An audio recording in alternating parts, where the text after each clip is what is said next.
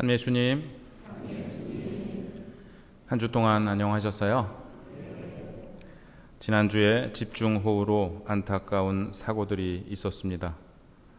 아픔을 겪고 계신 분들 위해 기도드리고 앞으로의 호우에 큰 피해가 없기를 기도하며 노력해야겠습니다. 제1독서에서 아모스 예언서의 말씀을 들었습니다. 이스라엘은 솔로몬 왕이 죽은 후 남북으로 분열됩니다. 결국 두 왕국 다 멸망하고 마는데요. 북이스라엘은 기원전 722년에 아시리아에 의해, 남유다는 기원전 587년 바빌론에 의해 무너집니다. 두 왕국의 멸망 직전에 많은 예언자가 활동하며 하느님의 경고를 전했습니다. 이 중 아모스 예언자는 특이하게도 남유다 출신인데 북이스라엘에 가서 회개하지 않으면 왕은 칼에 맞아 죽고 북이스라엘은 유배를 갈 것이다 라고 예언했습니다. 예언자의 말은 쓴소리가 많아 가뜩이나 부담스러운데 남유다에서 온 예언자가 북이스라엘이 멸망할 것이라 선포하니 많은 사람이 싫어했는데요. 가장 싫어한 사람은 누구였을까요? 바로 북이스라엘의 예언자들이었습니다. 그들은 직업 예언자들로서 왕에게 듣기 좋은 얘기를 해서 안심시켜주고 그 대가로 생계를 유지하고 있었는데 아모스가 와서 자기들의 예언과는 정반대로 불안감을 조성하는 말을 하니 조직적으로 아모스를 박해하기 시작했습니다. 선봉에 선 사람은 오늘 독서에 나오는 아마츠야였습니다. 아마츠야는 베텔의 사제였는데요. 베텔은 남유다의 예루살렘 성전과 경쟁하기 위해 만든 북이스라엘의 성소가 있던 곳이었습니다. 아마츠야는 아모스를 비꼬며 말합니다. 선견자야, 어서 유다 땅으로 달아나 거기에서나 예언하며 밥을 벌어먹어라. 다시는 베텔에서 예언을 하지 마라. 이곳은 임금님의 성소이며 왕국의 성전이다. 아마츠야는 아마추어였던 것 같아요. 예언의 진실성을 가지고 논해야 하는데 인신공격을 하잖아요. 아모스는 이렇게 받아치는데요. 나는 예언자도 아니고 예언자의 제자도 아니다.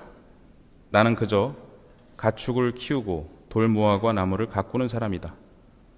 그런데 야훼께서 양떼를 몰고 가는 나를 붙잡으셨다. 가축을 키우고 돌무화과 나무를 가꾸었으면 투잡을 뛴 건데요. 옥축업도 하고 농사도 지었기 때문에 아모스는 나름 유복한 생활을 하던 사람이었습니다. 아마츠야 너처럼 돈 때문에 먹고 살려고 예언하는 게 아니다. 남유다에 내 사업장이 2개나 있다. 그런데 야훼께서 나를 붙잡으셔서 가서 내 백성 이스라엘에게 예언하여라 라고 하셨기에 여기 온 것이다 라는 의미입니다. 하나님께서는 이처럼 다른 일을 하던 아모스를 불러 예언을 맡기셨는데요. 이 메시지가 매우 긴박하다는 의미였고 직업 예언자들은 타락하여 하느님 말씀이 아니라 자신들이 만들어낸 말을 전했기 때문이기도 했습니다. 돈을 벌기 위해 말씀을 전하면 타락할 수밖에 없습니다. 결국 북이스라엘은 아모스의 예언대로 멸망했고 아마츠야는 비참한 최후를 맞았습니다. 복음에서 예수님께서는 12제자를 부르시어 파견하십니다. 12제자 역시 어부, 세리, 열혈당원 등 다른 직업을 갖고 있던 사람들이었습니다. 예수님께서는 지팡이 외에는 빵도 여행 보따리도 전대의 돈도 가져가지 말고 신발은 신되 옷도 2벌은 껴입지 말라고 하십니다. 제자들은 하느님께서 모든 것을 마련해 주실 것이라는 신뢰를 지니고 파견되는데 신발을 신고 지팡이를 짚는 모습은 이집트 탈출 전날 파스카 음식을 먹는 장면을 연상하게 합니다. 복음을 전하는 것이 그처럼 중요하고 그처럼 긴급하다는 의미로 다가옵니다. 그리하여 제자들은 떠나가서 회개하라고 선포하였습니다. 예수님께서도 하나님 나라가 가까이 왔다, 회개하고 복음을 믿어라 라고 선포하셨는데 제자들도 예수님의 사명을 이어받아 수행합니다. 그런데 회개하라는 말씀은 무슨 뜻일까요? 우리는 내 죄를 뉘우치라는 의미로 이해하기 쉬운데요. 그런데 만일 이런 의미만 있다면 바리사이나 율법학자들이 떠들던 내용과 다를 바가 없지 않을까요? 그들이야말로 항상 남들을 죄인 취급한 사람들이니 말입니다. 예수님과 이들의 메시지엔 분명한 차이가 있습니다. 바리사이와 율법학자들은 율법을 어기는 것을 죄라고 했고 죄를 용서받기 위해서는 예루살렘 성전에 가서 제물을 바쳐야 한다고 주장했습니다. 정기적으로 제물을 바칠 시간적, 경제적 능력이 없는 서민들은 항상 죄인이어야 했습니다. 그들은 이처럼 서민들을 죄인 취급하였고 자기들은 죄가 없는 도덕적 엘리트로 행세했습니다. 이에 비해 예수님께서 말씀하신 회개는 달랐습니다. 하느님 나라가 가까이 왔기 때문에 그 하느님 나라를 맞이할 준비를 하는 것이 회개라고 말씀하셨습니다. 율법학자와 바리사이들은 613개나 되는 계명을 말하고 그중 한두 가지를 어겨도 죄인이라고 보았지만 예수님께서는 두 가지 죄를 말씀하셨습니다. 하느님 아버지의 마음을 아프게 해드리는 것과 형제 자매의 마음을 아프게 하는 것입니다. 중요한 것은 하느님은 우리 아버지시고 우리는 형제 자매라는 것입니다. 하느님 나라에 합당한 사람이 되는 길이란 이 두 가지 진리를 받아들이는 것입니다. 내가 하느님의 아들, 딸이고 내 옆에 있는 사람도 하느님의 아들, 딸이니 우리가 서로 형제, 자매라는 것입니다. 제2 독서는 이렇게 시작합니다. 우리 주 예수 그리스도의 아버지 하느님께서는 찬미 받으시기를 빕니다. 이 말씀은 이렇게 확장됩니다. 하느님께서는 사랑으로 예수 그리스도를 통하여 우리를 당신의 자녀로 삼으시기로 미리 정하셨습니다. 우리는 세례를 통하여 하느님의 아들, 딸이 되었습니다. 또는 세례를 통해 하느님의 아들, 딸이 될 것입니다. 그런데 이것은 나의 결심이나 우연의 일치에 의해서가 아니라 하느님께서 미리 그렇게 정하셨기 때문이라고 에베소서는 말합니다. 우리에게 죄란 무엇일까요? 하느님의 아들, 딸로 살지 않는 것입니다. 이웃을 나의 형제, 자매로 생각하지 않는 것입니다.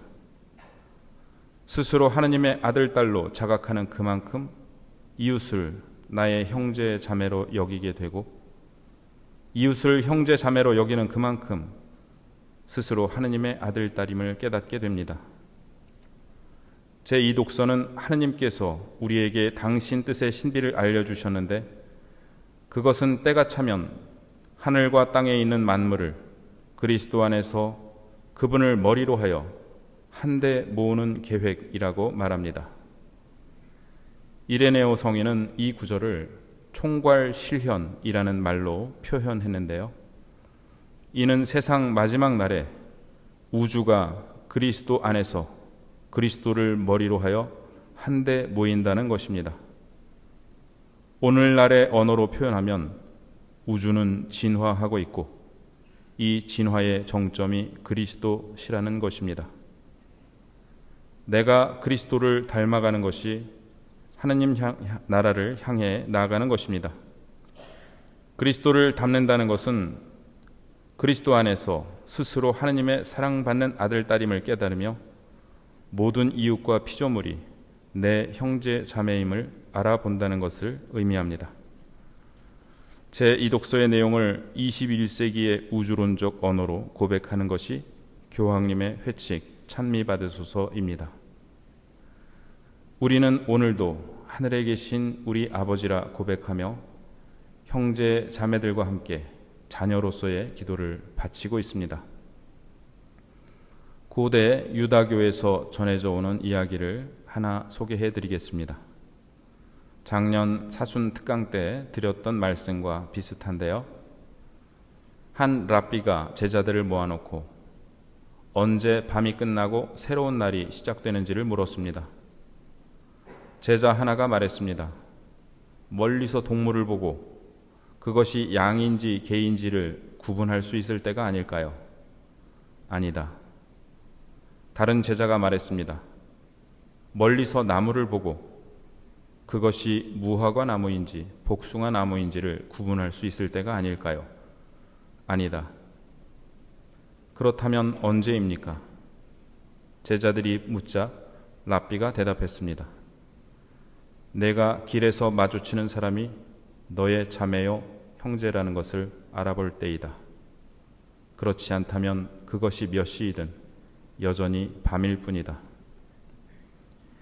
이 미사 중에 나와 함께 미사를 드리는 교우가 그리고 미사를 마치고 집에 가는 길에 마주친 낯선 사람이 내 형제라는 것을 문득 깨닫는다면 나는 하느님 나라를 향해 한 걸음 더 나아간 것이고 하느님 나라는 나로 인해 이 세상에 한 걸음 더 다가온 것입니다. 회개하고 복음을 믿어라. 하느님 나라가 가까이 왔다.